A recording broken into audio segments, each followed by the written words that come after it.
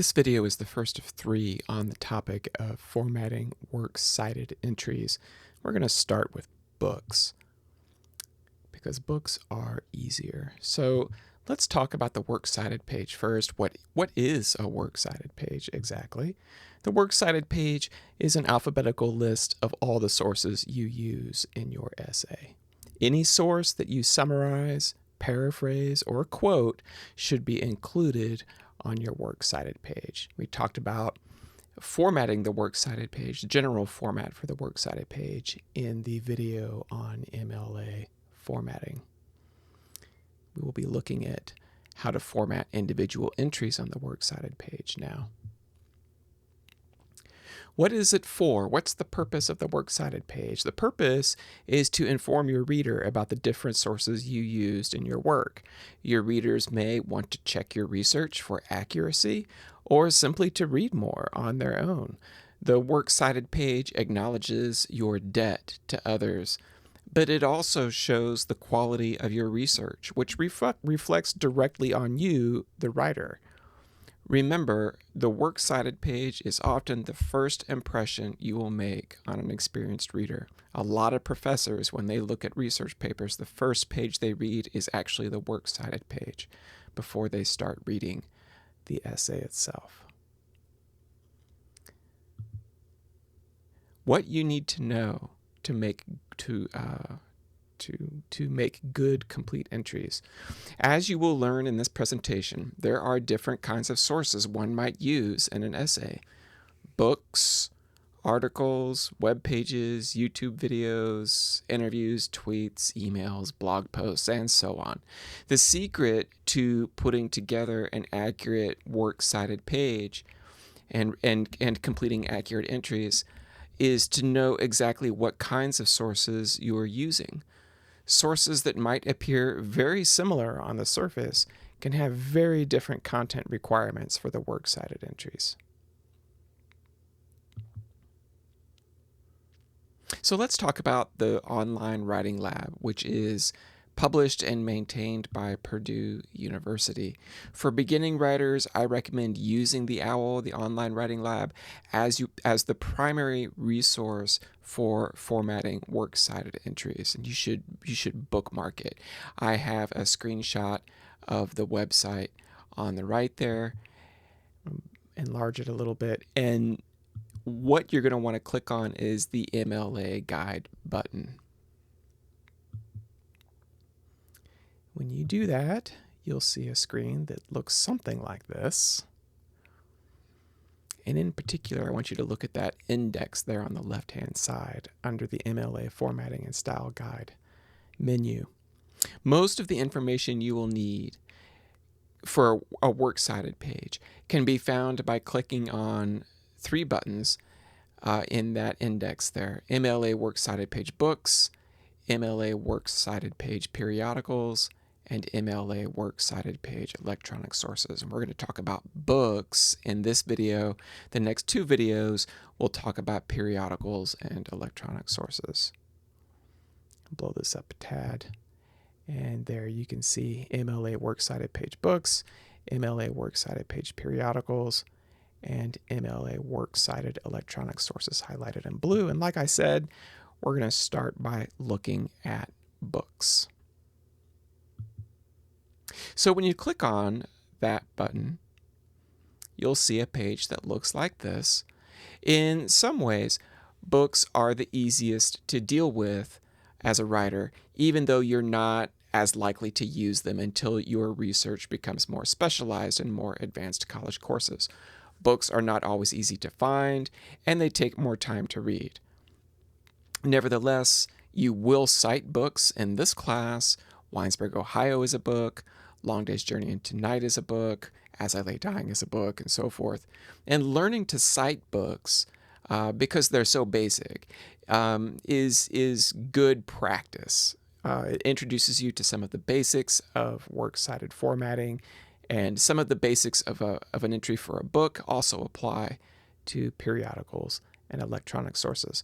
So what you see on the screen on the right is when you click on MLA Works Cited Books and scroll down a little bit, you'll see that there are different kinds of books. So they have listed here basic book format, book with one author, book with more than one author. The first order of business for you as a writer is to figure out what kind of book you are citing. Students are often surprised to discover that different kinds of books require different information to be included on the Works Cited page, and that different rules apply if you're only using part of a book. Like, say you wanted to quote Glenn Love's Introduction to Winesburg, Ohio. So when only part of a book is used, different rules apply. And we'll need to talk about that a little bit later in this video. But here on the right, you see that there's the basic book format, and then you can go down and a book with one author, and then there's a book with more than one author. So how does the content of the Works Cited entry change? How do you get multiple authors into your entry? And then you can keep scrolling down. You can keep scrolling down the page, and I'll do that here. And as you scroll down, you'll see different types of sources, an edition other than the first edition, a book prepared by an editor, an article from a collection or anthology, an article from a reference book, and front or back matter from a book. And I chose these things because they're the most common types of books that students cite. We'll talk a little bit more about each of these. There's a lot of vocabulary for you here. So let's start by talking about editions, an edition other than the first edition. An edition is the form or version in which a text is published. And you only need to mention the edition in your Works Cited entry if it is an edition other than the first. So, for example, it'll say on the title page, this is the second edition, the third edition, and so forth. If it is not the first edition, then it would need to be included on your Works Cited page, and you can figure out how to do that using the OWL. A book prepared by an editor. Some books are prepared by an editor. That's the person responsible for supervising text layout and corrections and assembling the contents of the book. Usually, editors are only included in Works Cited entries for books, so you wouldn't need to mention the editor of a periodical. That's a common mistake that students make. Articles from collections or anthologies. A collection is a gathering of works by a single author. An anthology is a gathering of works by different authors. Important to understand the difference between these two, but in either case, collections and anthologies are usually organized by an editor, and these types of books are common in college courses. And if you were to cite an item from one of these, either a collection or an anthology, it changes the content of the Works Cited entry pretty dramatically, and I'll show you an example of that in a little bit.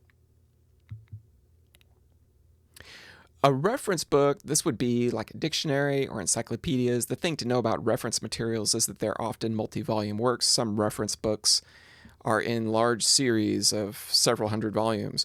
So volume numbers are included in the Works Cited entry for reference books, if it is a multi-volume work. And finally, front and back matter.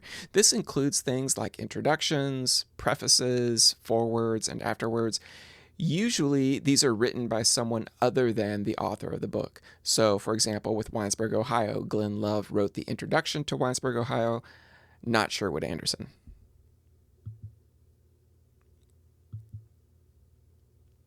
So as you can see, each kind of book or part of a book will require different information to be included on the Works Cited page. In order to create a proper Works Cited entry, then, you need to make sure you know exactly what it is you're citing in your essay, that it's an introduction, or that it's an article from an anthology, that it's a third edition, and so forth. So the basic Works Cited entry for a book includes the following information. Now, this is the basic Works Cited entry. The author's name followed by a period. The title of the book or the article, if it's from an anthology or collection or a reference book, followed by a period. The publisher of the book, followed by a comma, and the year of publication, followed by a period. Now that's the basic works cited entry. Now if you pulled an article from a book, rather than quoting the book as one source, but pulled an item from, say, a collection or an anthology or a reference book, then you would need to include the page numbers, and those page numbers would be followed by a period. So I'm going to talk a little bit more about each of these things, these components, in a little more detail, starting with the author.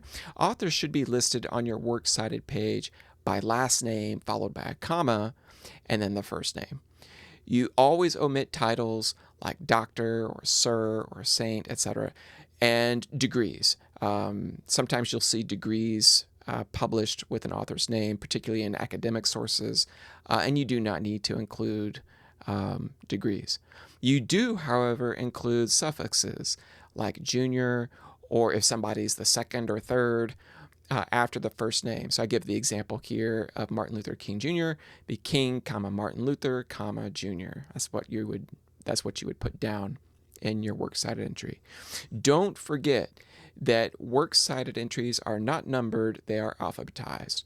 So it doesn't matter in what order they appear in your essay, they will always appear on your works cited page in alphabetical order by last name. Book titles are always italicized, always italicized. Do not use quotation marks around book titles. However, if you list an article from a book in your entry, for example, a story or a poem taken from an anthology, you put the title of that item inside quotation marks. The title of the article is then followed by the title of the book, which is italicized. Again, I'll show you an example of this in just a moment. The publisher of the book, followed by a comma. The publisher is the company or organization responsible for producing the book or making it available. This is as opposed to the content of the book, which is created by the author. So when you're listing the name of the publisher, you omit all business words from the publisher's name. Words like company or corporation, incorporated, limited, and sons, things of that nature. And then after the comma, you have the year of publication. This is not always as straightforward as it may sound, especially if there are multiple editions of the source and you're using, say, the second edition, but there are 4 different editions. As a general rule, you use the publication year for the edition you are using and disregard years for other editions or for reprints or reissues. If and only if you use an article from a collection, anthology, or a reference book, you must include the page number or page numbers in your works cited entry. If the item is just one page, you abbreviate the page number P. Now this is a little confusing because in your parenthetical citations, your in-text citations, you do not abbreviate pages in those citations, only on your works cited page.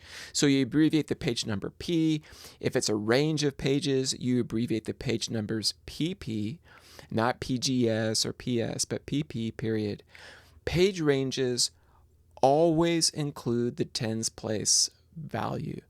So, for example, you would write PP 20 to 27, not pages 20 to 7.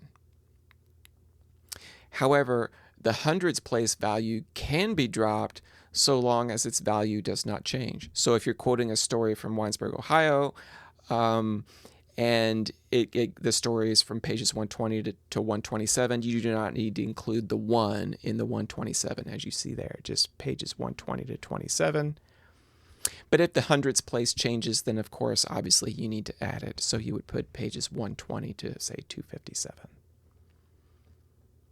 Those numbers are totally arbitrary. I don't know if there are stories in our book that align with those page ranges.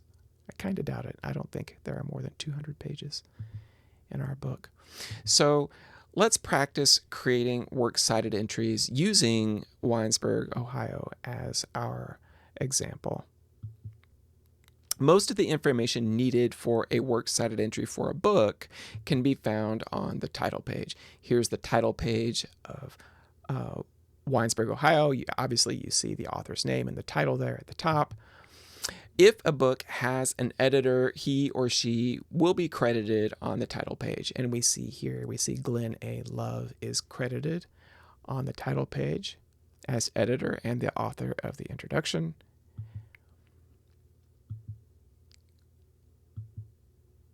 In most books, the publisher's name is located at the bottom of the title page. Some European publishers don't put the publisher's name on the title page, but most American books do.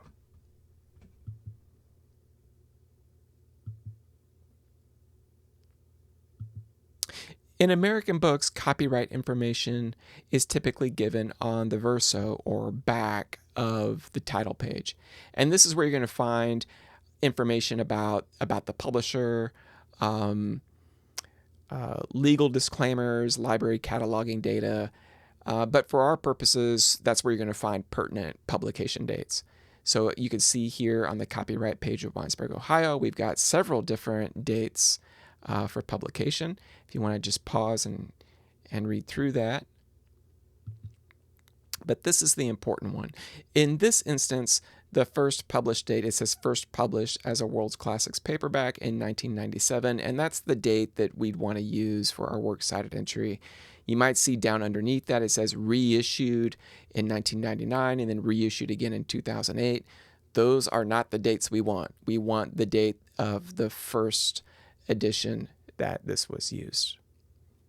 Reprints and reissues are not new editions. It's still the same edition. So 1997 is the year. And I want you to pause now and take a moment to try writing your own works cited entry for Winesburg, Ohio. And when you're ready, resume the video.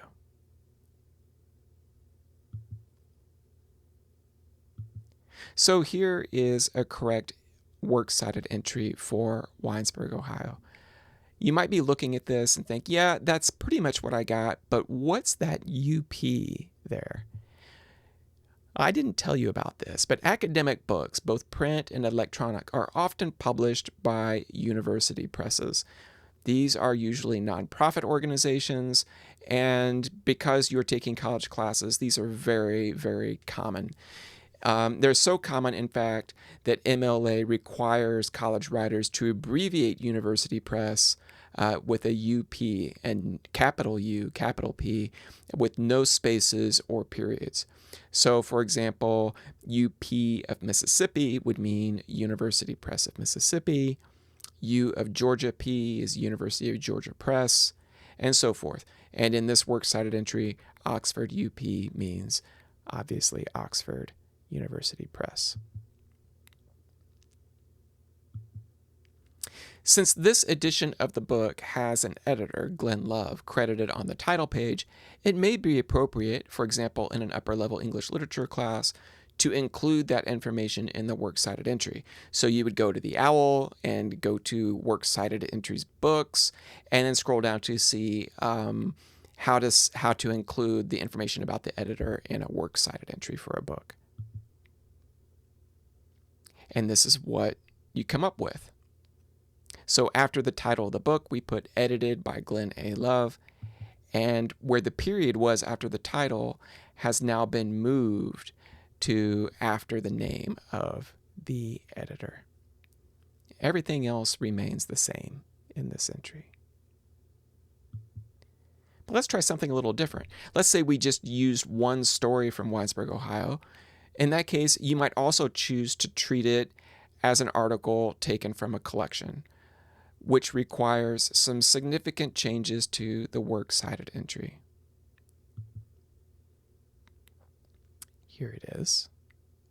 And what you'll see now is I just used hands the second story in the book as an example. So here I put the title of the story inside quotation marks. It is not italicized. It's something that I took out of the book and I put it in quotation marks. The title of the book now becomes what is called a container. A container, because the book holds or contains the item that I'm citing. In this case, it's the story Hands. And containers, generally they're books, and containers are always italicized, books and periodicals, and they're always italicized. There are some other changes to this entry too. You'll notice that in 2 places, there are commas where before there were periods. So after Glenn A. Love, that was a period before, now it's a comma. And now after the date of publication, 1997, that period has also become a comma. And the reason for that is because now I have added page numbers, which you see on the next line. And that range of page numbers is where Hands appears. You'll also notice that because my entry extends to a second line, I hit the Enter key followed by the Tab key to create the necessary hanging indent. Hanging indents are a visual aid for the reader to distinguish between works cited entries. When you've got a list of 3, 4, 10, 15, or 20 sources on a works cited page, those hanging indents are really important to help readers see where one entry begins and a new one begins, or ends and a new one begins. So that concludes the first part of this presentation. Again, there are going to be 3 more of these, one on periodicals and another on electronic sources. See you next time.